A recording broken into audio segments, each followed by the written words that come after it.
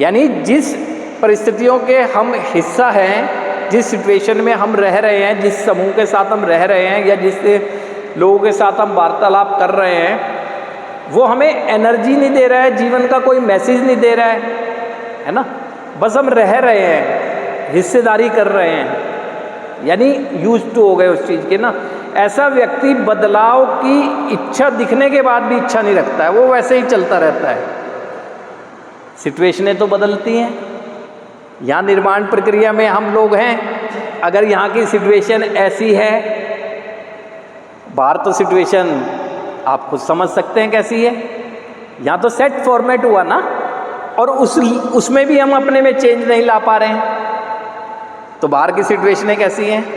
यही माइंड जाएगा, बाहर ऐसे ही रहेगा, सरवाइव कैसे करेंगे। इसीलिए ये ट्रैप कहा जा रहा है कि दूसरा ट्रैप ये होता है ना, इजी गोइंग हो जाते हैं हम ना, बस इनफ, हमने अपने आप को नशे से दूर रखा हुआ है, अब इजी गोइंग। जबकि सिचुएशन आने वाले समय में कौन सी आ जाए हमें पता नहीं है, लेकिन हमें ये पता होना चाहिए कि हमने अपने मस्तिष्क को इस लेवल पर ले जाना है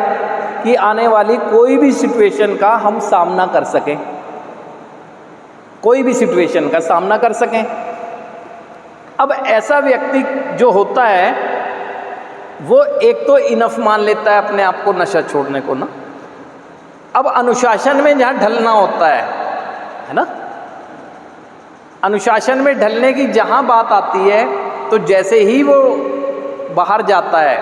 या कहीं पर भी जहाँ है वो, तो सबसे पहले वो अनुशासनहीनता ही करता है, भंग कर देता है। क्योंकि माइंड तो देखो हमें कहेगा चल क्या उठना, थोड़ी देर बाद उठ जाना, थोड़ी देर बाद उठ